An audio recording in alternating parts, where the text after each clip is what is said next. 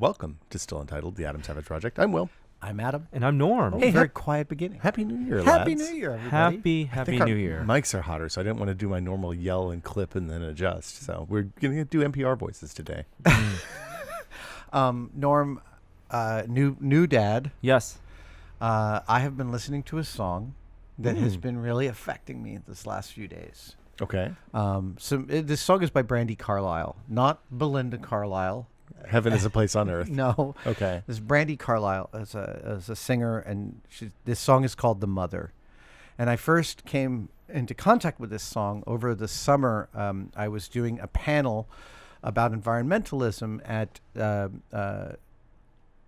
what was the big festival that was happening In San Francisco. Outside Lands. Okay. At Outside Lands, they had a comedy tent, and in that comedy tent, they also had some serious political panels. And I sat on one about climate change, and one of the wonderful radicals in the panel with me sang this song as her final send off for the panel, and it was really affecting. And it's about a mom.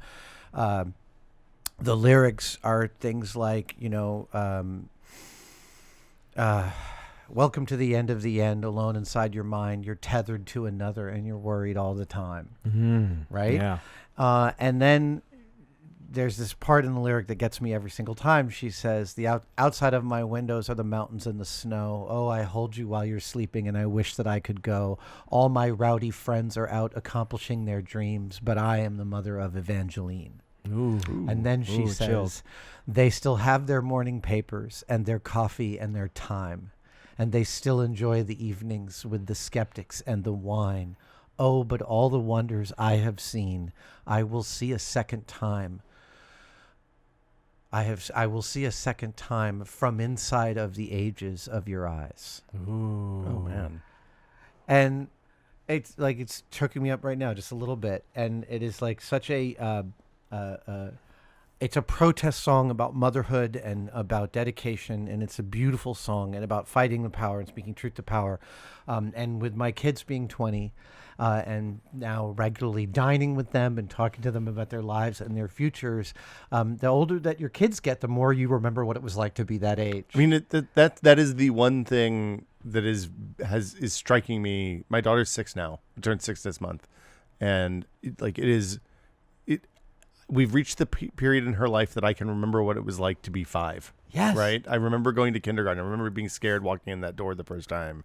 I remember being excited about playing with the toy kitchen at kindergarten, right? And you remember your parents' reactions to those things too. Not really. No. No, that's the funny thing. I remember, I sent my mom a note the morning after Christmas, and I was like, Mom, I never really appreciated how hard you and Dad worked to make Christmas a thing. Because Gina and I looked up at the end of the night on the 25th, and we're just like, man, I feel like I've been kicked in the head 4 or 5 times today. Because we were up all night the night before putting stuff together, and then making food and having people over, and it's a lot. Yeah. And you don't realize that until you're doing it for somebody else. And it has to be surreal to have humans that are spawned of you that you can have grown-up conversations with, especially for Norm. I mean, you can't even imagine that. No, I can't imagine it, but it's already surreal now to look at the face of my child. And all babies kind of have the baby features look alike, but even at 2 months now, to see some of the features develop that are a reflection of yourself. Oh, yeah. And that is and your dad. Yep, he makes a too. face that looks just like your dad. Yeah, and to see that, and it is very much we spent New Year's Eve over at Will's place, and Will's holding my baby, and there's a photo I have of the baby over Will's shoulder, and I shit you not, it was a Benjamin Button moment where it was like, this is Will as old Kate Blanchett holding the child of me. At the end of the movie. So awesome. Which is the weirdest thing. That's not I'm glad you didn't share that in the moment, Norm. He's a sweet baby, by the way. We ended up we were just on a long drive. If you follow me on Twitter, you saw a lot of pictures from it. My wife and the dogs and Thing 2 and I spent about 2.5 weeks driving from here to Santa Fe. I was going to say, that's a pretty. We took Mission Street and we ate 3 stopped at squares every a day. Taqueria. El Camino, all the way down. Camino Real. We went to Santa Fe. From here to L.A. to St. George to Winslow. I took a picture on a corner in Winslow, Arizona. Yep. So you had both trained to San Jose and driven there. Santa Fe. Or sorry, Santa Fe. Yes. If you train take and- the yeah. train to San Jose. Which one do you recommend more? Oh, I love taking the train, but it was great driving with the dogs. And sorry, for New Year's Eve, we ended up coming back here a little early. Huxley's ACL was Huxley's ACL was acting up, and we wanted to get him home. He got a little vigorous in Joshua Tree. Oh well, who doesn't? He was hanging out there with Eric Roberts. Yeah. And we were my wife and I were lying in bed, and I was like, I was thinking, it's bedtime. I'm going to take off my glasses and go to sleep. And I took off my glasses, and she was like, what time is it? I'm like, oh my God, it's 11:58. Let's go get a timer and figure out when midnight is. And she's like, or we could just listen. Yeah. And she was totally right. And so just lying there in bed, and we heard the sounds of New Year's hitting the Mission District, which was really Tons of lovely. fireworks. Yeah. But it was slow. It was like, Surround sound. and then you start to hear the fireworks and the gunshots, and then I was asleep by 12:05. It was a super, super chill New Year's. We so this was the year my daughter asked to stay up. This is the first year she's been aware that it's a thing, and she was like, "Can I stay up late and ring in the New Year?" I'm like, "Yeah, sure." And about 10:55, she was starting to fade, and my wife looked over and she said, "Hey, it's almost midnight, isn't it?" And I said, "No, it's like 5 till 11 because I'm a dope." Oh, ooh. But she was asleep. She was totally zonked, so she completely missed. I was like, "Oh no, it's 5 minutes."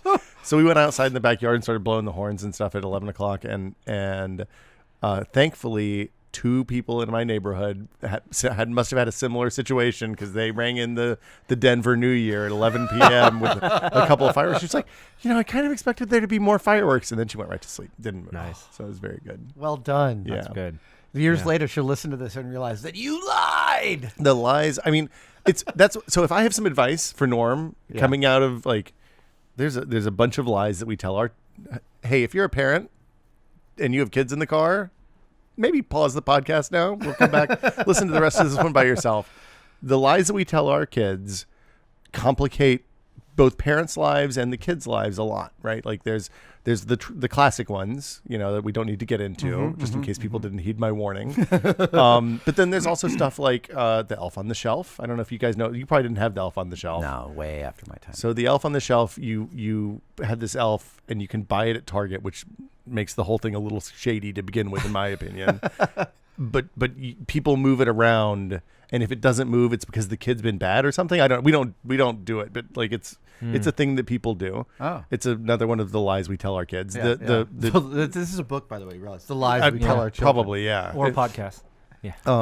The Switch Witch is the new one. So you do this when you get when your kid comes home with 5 pounds of candy on Halloween. You're like, man, I don't want my kid to eat 5 pounds of candy. So you let him eat like a pound of candy, and then you trade the other 4 pounds for a toy of some kind. Mm-hmm. If I were doing that over again, instead of making up some character that's going to come do this good thing for the child, I would just say, look, we'll exchange 4 pounds of candy for you in a very transactional nature. It's much easier. Totally. But now there's just another. Anyway, don't lie to your kid any more than you have to. That's my advice to you. I hate that thing that happens the day after Halloween where people post all these videos of telling their kids they've eaten all their candy and they watch them get really upset. That's awful. Jimmy Kimmel thing, right? Yeah. What is entertaining about that? There's nothing, as far as I'm concerned, there's nothing entertaining about trolling your children. What They're if one doing of the those same kids thing is- now with turning off their TV with Fortnite. Oh, right. Yes. I trolled my kids once, and it was a good prank, which was we were watching, I think, season 4 or 5 of American Idol. Oh, we remember this. Yeah, thing. Yeah, you and told the story. I of took the them to surprise. LA Yeah. and bought them tickets. Yes. I managed to get them tickets to the finale, and I didn't tell them about it until we were in front That's of the not a next That's not a prank. troll. That's a surprise. That's no, a delight. that's a total being really it's a nice. good surprise. What's a lie that you remember your parents telling you that you the moment that you remember the moment you My parents discovered? didn't aside from the big things that everybody lies about. My parents didn't really. They were pretty. I mean, I'm sure that we had a dog that got hit by a car or something. Yeah, no, I don't think so either. We didn't even believe in many of the. Well, yeah, I guess there was a soft agreement to believe in the Christmas lies. Yeah. My parents, because I had 2 brothers, and so there were 3 of us. They would make 2 things into 3, and we were just didn't make What do you sense. mean, like for KFC does with chicken breasts? Kinda. Yeah. Like for example, like a fish cheek. Like Okay. the softest part of a fish is Yeah. in its cheek, and so my mom would pick out the fish cheek and give one to my brother, pick out the other fish cheek and give one to me, and then my other brother, oh, I found another fish cheek. But it wasn't a fish cheek. No. What it if was none just a of way you were getting it- fish cheeks and they were just Exactly. eating the fish cheeks? And then it wasn't until 4 or 5 years old. Like, there are only 2 cheeks Maybe you got the butt on the cheeks. fish. Fish butt cheeks. Fish Yeah. butt This cheeks. is a Hey, great this, band. This is the kids' version of the fake calamari. Wait, what? You know, the pig anus. What? You know, No, this is there not. was a whole Washington learning that- Post or New York Times story where they tested the people are selling counterfeit calamari, but it's really Like just intestine? pig intestines. Wow. I had no idea. And there's a big they did My big taste Google alert tests. for pig anus must not have popped up that day. Yeah. Wow. It's a whole thing. There's a counterfeit calamari, and it's just the sphincter. Awful. Of a Side This note, is a really this is some ranging inside podcast today. Inside baseball. This is the last time we're using these headphones. Oh, okay. The problem with the left ear is this, and it's. Oh, that'll make you crazy. Oh yeah, it's Do you want to making me trade? You can have crazy. mine if you No, want. it's Okay. fine.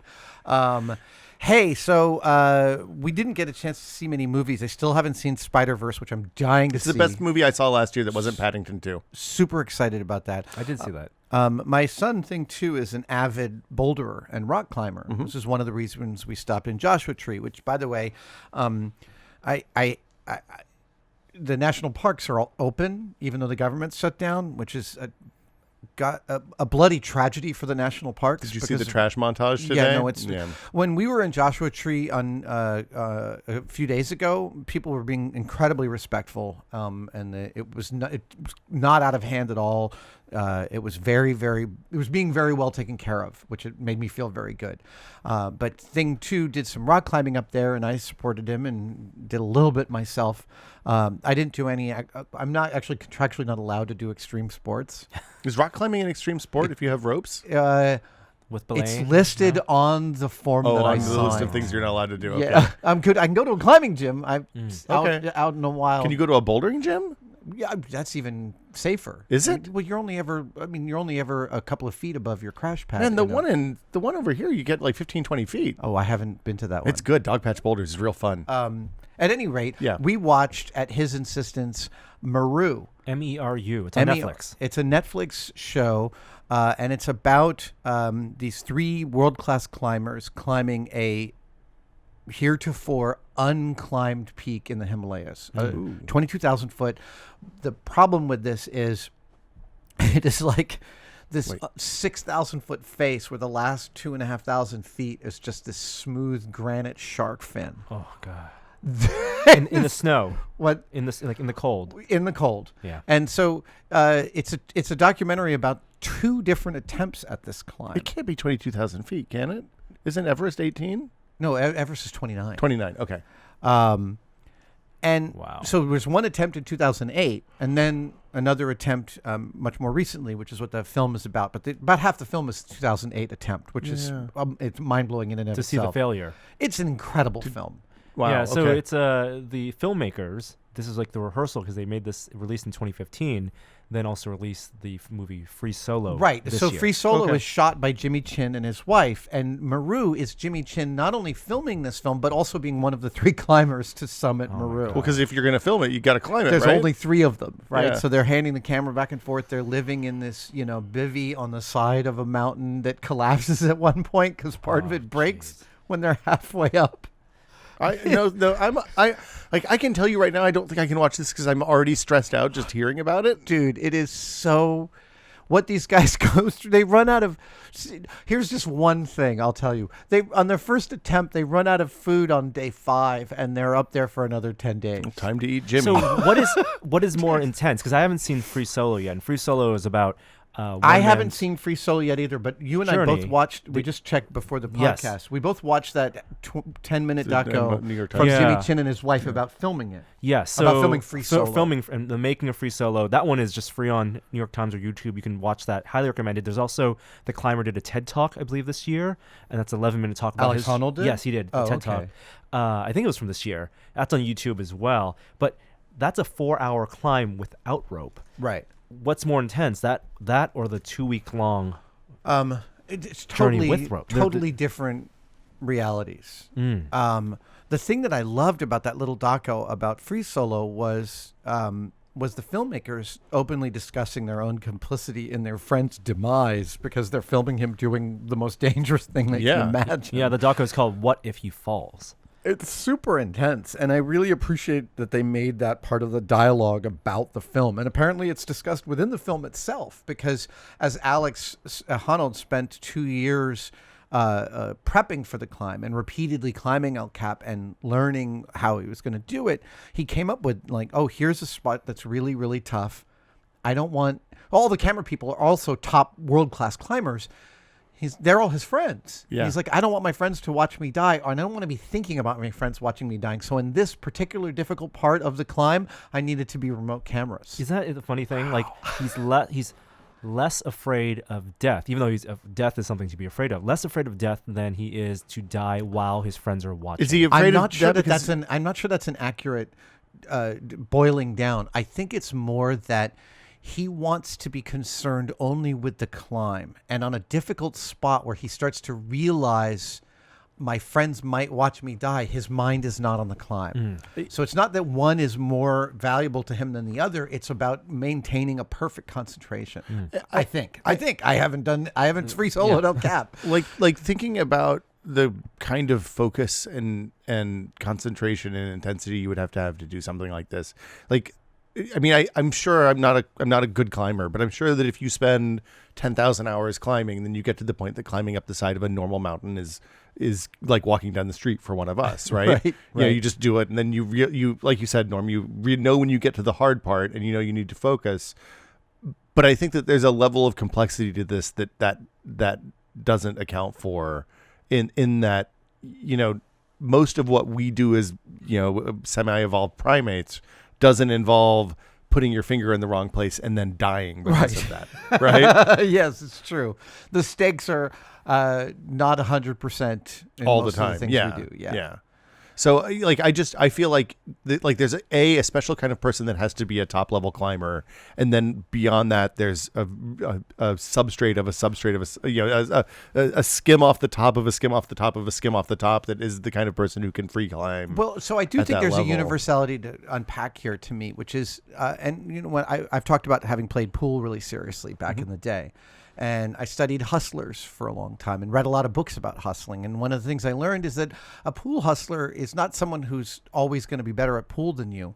They just know how to set the stakes to the point where you're thinking about the stakes and they're only thinking about the shot. Yeah. And to me, I think of that as a very universal attribute of excellence, which is to say, when you find the thing that you're really good at, I think that you'll find specifically that the thing that stresses most people out about that thing is something that makes you calmer, right? Like That's really funny because the same applies to like painting something. We have a lot of friends who's like they don't want to paint their toys because they're afraid the end result will look bad.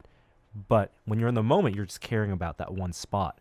And you break it down. It's all discrete. You're quantifying it all in the tiny, tiny steps along the way, and nothing about the end. Well, and if you wanna look at, I've seen film break a lot of excellent people because the stakes in film feel kind of crazy. I mean, it's a huge machine with 10,000 people Yeah, behind and it. people staring at Yeah. you while you're trying to get your gag done, and it's costing X number of dollars per minute. And I just remember finding when I was 24 that situation made me calmer rather than more stressed out. We did some ad shoots a few years ago that like the tech that my company builds was the thing that everybody was relying on. And at first, in the time leading up to that, I was very worried about how our stuff was going to work. Yeah. And then once we got there, it just became about getting each shot and getting the work done and doing what we could do to make it easier for everyone, figuring out solutions on the fly. But I wasn't worried about the fact that it was costing $30,000 an hour or a minute or whatever our spend was. Right. So, what you're bringing up that I realize is it's basically about where you can achieve total focus. So Honnold can achieve total focus in the most extreme circumstances that many people can picture. And you called it excellence, and in his TED Talk, he talks about the exact same thing, but he calls it mastery. Right. And they're exactly the same thing because he talks about how he climbed before he did El Cap years before he did Half Dome, and he wasn't satisfied with that because he felt like he got lucky with one of the holds. It wasn't a mastering of it, and so he actually didn't do free soloing. He said for over a year after that because he didn't want to then fall into the trap of relying on getting lucky. And so the preparation for El Cap was 2 years, not because he didn't think he could do it, but he wanted to do it in a way where he felt like he had mastery over the accomplishment. It's not just the mountain, and it's not just his hands and his body, but it's also he's fighting his Dunning-Kruger and knows what he's not capable of, right? Here's a tweet from a couple weeks ago. The first rule of Dunning-Kruger Club is that you don't know you're in Dunning-Kruger Club. Oh, boy. Hey everyone, Norm here. Before we continue on with the conversation, I want to let you know that this episode of Still Untitled is made possible by the podcast Hackable. Cybercrime has been all over the news and TV shows. Hackable, an original podcast from McAfee, answers the question, how worried should I really be about cybercrime? In each episode, host Jeff Siskin invites a hacker to try and hack a device he's using. Think Mr. Robot. In Season 3, Jeff straps on a virtual reality headset, puts his laptop password on the line, investigates drones, and more. Listen to Hackable now on all major podcast platforms, and thank them for sponsoring this week's episode. Now back to the conversation. Hey, Mythbusters, when is this going to go up? This is going up today, and Mythbusters Jr. aired Congratulations. Thank yesterday. you. Yeah, Mythbusters Jr. premiered last night at 9 on Discovery. On Science Channel. It's check your local listings. It will air again this weekend. So I don't get Science Channel, as I discovered last night as a Hulu TV subscriber. But when I added it to my DVR and went to look for it last night at 10 o'clock, I was like, I'm going to watch the show now. It's going to be on, I think, Discovery on the 5th. Yes. So it popped up for me even though it wasn't on last night. If you go to Discovery.com and the Science Channel site, I believe you can actually download the episode and watch it online. I watched it in an app on my phone called Science Go. That's it, Science Go. I'm really proud of this show. It's so good. It's so fun. It's so delightful last night to live watch it with Twitter and hear the real-time responses. You know, a lot of what we were afraid is that people would be like, I used to like Mythbusters, but I don't want to watch a kid's show. Not a kid's show. Not a kid's show. No. And the press that I did, the LA Times and USA Today and a bunch of other outlets really covered that. Peter Hartlaub and Chronicle.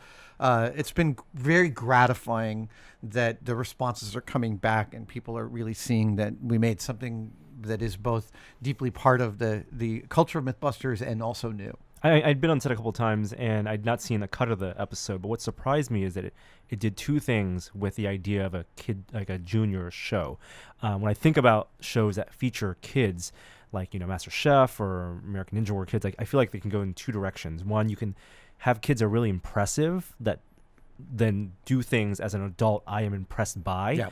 And then two, you can have kids really live out a fantasy so the other kids they are avatars for other kids for the aspirational wish fulfillment. And I think this has both of that, where they are clearly in fantasy camp, right? They're having a time of their lives. Helicopter rides and and they show that enthusiasm, which is infectious, but at the same time, they're also doing the work and doing the driving and doing really impressive things. So that was really cool that it tapped into both those. Just you know, when you ask people if they've ever taken a helicopter ride before, even if they're not 15, most of them probably are going to say no, Adam. That's true. It was fascinating watching both you guys. You kind of guided the kids a little bit, it seemed like, but then like they knew, they tackled the problems and knew what to do. And I love the division of labor. I love that you have somebody who's really good at engineering math and somebody who's good at electronic stuff to build sensor packages. And like it was so cool watching them work together. And I would bet it was probably the first time they were presented with a group of people that are actually their peers in terms of what they're capable of across different fields for a lot of them. You know, if you're from South Dakota, there probably aren't a lot of kids that can operate at the same level as you or that are your age. I agree. And it's just been so exciting to see also my new myth-busting colleagues getting to cut loose on Twitter and share photos and videos from behind the scenes that they've been holding on to for 6 months. Oh, my God. And yeah, I'm very excited. It's a really exciting year.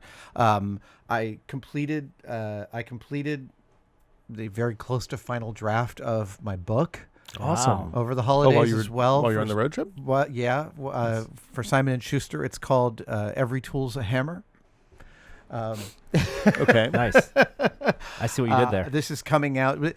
So it's half instructional, half autobiographical. The subtitle is Life is What You Make It. And it's about my history of making. The title, Every Tool's a Hammer, comes from one of my old ILM colleagues, the sadly late Mark Buck. Was the best motorcyclist I ever knew. He got killed on his motorcycle a few years back, tragically, I believe at an intersection on 19th Avenue, blindsided. Yeah. But Mark used to say, in every tool, there is a hammer. And it's, to me, one of the greatest maker axioms there is, that you can always use a tool for a purpose it was not intended in a pinch. And so that comes out on May 7th. Oh, awesome. I start production on the next show for Science Channel That's crazy. on Monday. Wow. In 4 days. So it's a very busy front half of 2019. Too bad for you me. have so much free time right now. I'm awfully sorry. We may get a little light on the 1 day builds over the next couple of We have months. a few pocketed. And we have a few pocketed, Yeah. and we may have to do a couple of weekend day builds. Hey, no problem. We have Yeah. to shift our schedule just a little bit because I got a couple things I got to do. Yeah. Well, you got to get ready for con season this summer. You'll be clear by then, right? I believe I'm not going to San Diego Comic-Con. I think the next con I go to is Wow. New York in Possibly. October. Yeah, because Wow. the 50th anniversary. Of the Oh. NASA of Apollo 11, Yeah. I very well might be in DC over the actual days of man. San Diego Comic-Con. Wow. Yeah. So much influx. There is Yeah. so much influx. Holy hell, how exciting is it to see the most distant object NASA has ever... Turns out it's BB-8. I mean, but like they went within what 10,000 kilometers or something of a movie of an object that is 1,000 kilometers across, going 50,000 kilometers an hour, a minute, a second. Right, it's a like day? using I a don't bullet know. with a GoPro on it to go film another bullet. Like About... and you don't know how it's going to go for 9 hours after the event. Right. Yeah. Oh my God. Or and we won't get all the data for what I think they said 2 years is what it's coming in Really? at like 300 baud or whatever the speed of the Deep Space Network is Oh at that my range. God. Yeah. Wow. The patience of people who are in charge of the JPL folks who drive robotic explorers is astounding to me. And the Chinese landed the first Yeah. probe ever on the dark side of the moon, which isn't really dark. Soft landing. Soft landing. First soft landing, yeah. And they drove out the little rover guy. Amazing. Yeah. So this is I just gendered the rover. I apologize for that. That was bad. hilarious. What did you guys, aside from Spider-Verse, any other media that you took? Oh gosh, I saw Aquaman. How is Aquaman? It is worth seeing in the big screen. Really? It is a bombastic combination of every blockbuster that's come out in the past 10 years. On a scale of They go for it. Wonder Woman to Man of Steel, where does it fall? I think it's more fun than Man of Steel, not as good as Wonder That's a Woman. fairly low bar. I mean, look, Wonder Woman was pretty good. Man Wonder of Woman's- Steel. Look, Wonder Woman has a bad third act, but up to that, it's Go- awesome. go I watch ignore Spider-Verse. the third act, just like I ignore all the other Raiders films. Yeah. There's other Raiders films. Exactly. You know what I did watch? It was an interesting exercise. I watched both the original, I think 1960s, 70s, Murder on the Orient Express. Ooh. Oh, and, yeah. and the Kenneth Branagh one, just as a point of comparison. So the first one is Peter Ustinov. Jenny Aguter's in that. No. It's Lauren Bacall. Oh, this is the black and white. No. It's color. It's made in the 70s. But isn't Peter Albert Ustinov Finney, play I believe. Hercule Poirot? No, Albert Finney. I believe. Albert Finney. Oh my God. Yeah, Wow. and Albert Wow. and Agatha Christie said the only criticism she had of that adaptation was that his mustache was not as glorious as she has imagined, being the best Ken mustache in Branagh. Europe. But Kenneth Branagh compensated for that with the most glorious mustache. Pretty I've seen on amazing. screen. It's an amazing mustache. How did they compare? It was fun to see the adaptation, the remake, tighten up things a lot, and reconfigure. Just culturally, we like our films faster. Yeah, and also the mystery and put things and God, movies in the 70s were long. Yeah, it took a lot of time. Go watch The Sting, man. Yeah, It was a fast 70s movie too. Right. But you have Ingrid Bergman, you had Sean Connery's in the 70s one, and it's really fun to see. We've got to be coming up on the 40th anniversary of people bitching about the MTVization of film at this point, right? Oh, I guess you might. Like what was the first? Well, we tried to watch Rocky. I tried to show my kids Rocky, and Rocky like crawls along. Well, a lot of even the Not Scorsese that I don't movies love the film from Rocky, like Raging Bull and a lot of that's like they're great. It's fantastic films, but they're slow. Oh, hey, we got to the end of The Americans. Oh, okay. Did the does Americans does win? It stick the landing? All I want to know is, does it stick the landing? It's an interesting thing. I can't say that it doesn't stick the landing, but I think they left money on the table. Ooh. There's a specific showdown between two of the characters who have been secretly in opposition the whole time, and yet only one of them knew it. And that showdown feels exactly right. That denouement, that it feels terrific. It's a very Breaking Bad situation in a lot of ways. But there's so many ways in which the series tied itself up that I thought left way too much unsaid. Wow, they probably left themselves an opening for just like Breaking Bad. I would watch a sequel to this show. Yeah. I would watch. There's a lot about it that I would jump into. I've been obsessed with a YouTube channel that I'm a Patreon supporter of, Number File. Mm-hmm. Oh yeah, I've been watching those guys go, and actually Matt Parker is coming to San Francisco, and we're gonna figure out something to shoot. That's cool. He hadn't seen the Brukista Chrome video that I shot with Michael Stevens from Vsauce.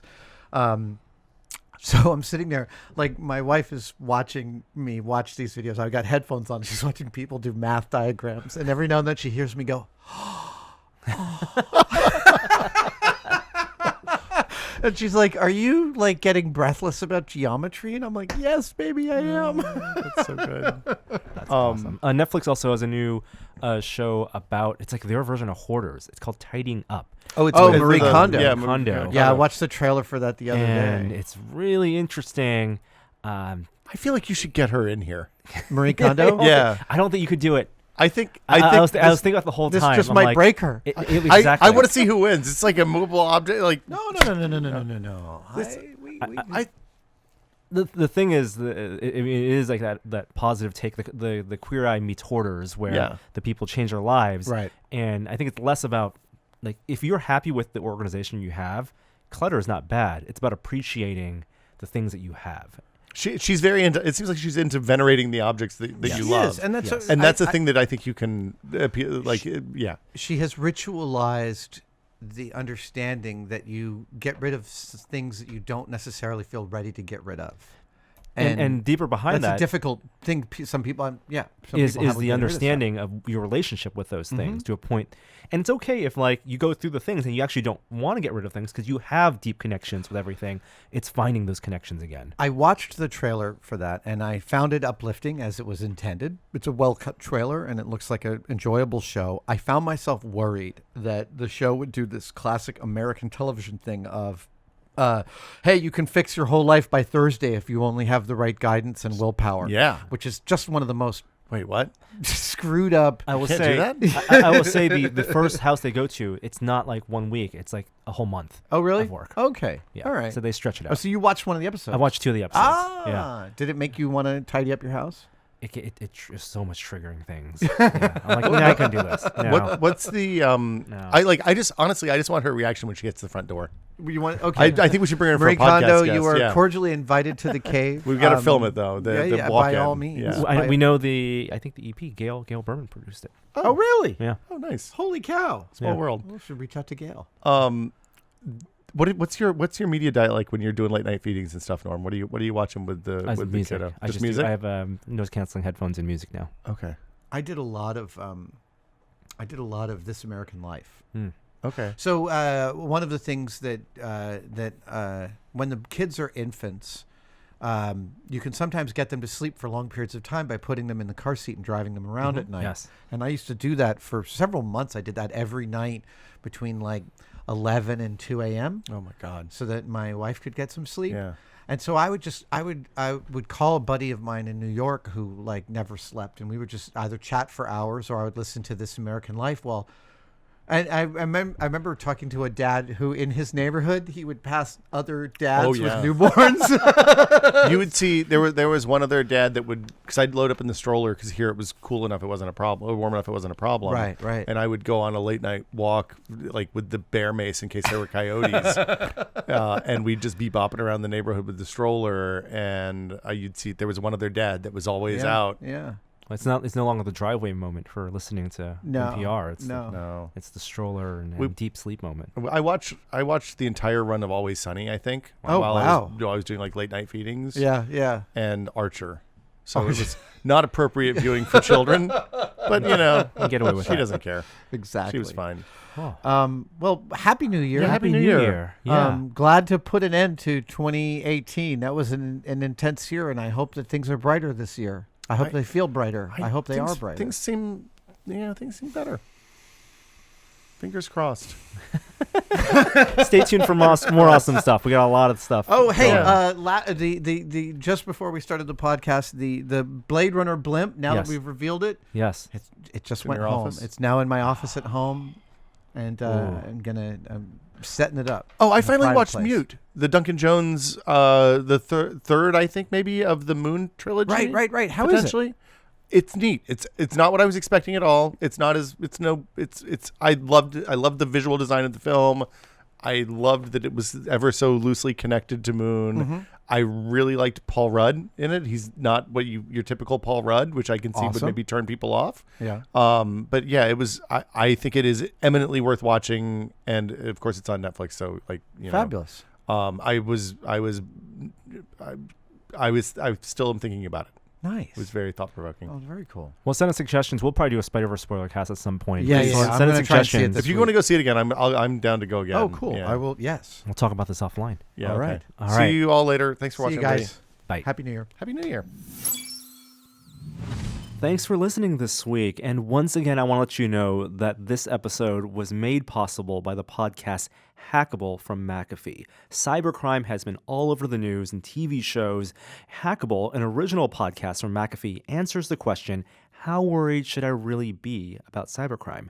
In each episode, host Jeff Siskin invites a hacker to try and hack a device he's using, kind of like in Mr. Robot. In Season 3, Jeff straps on a virtual reality headset, puts his laptop password on the line, investigates drones, and more. Listen to Hackable now on all major podcast platforms, and thank them for making this episode possible. We'll see you next week.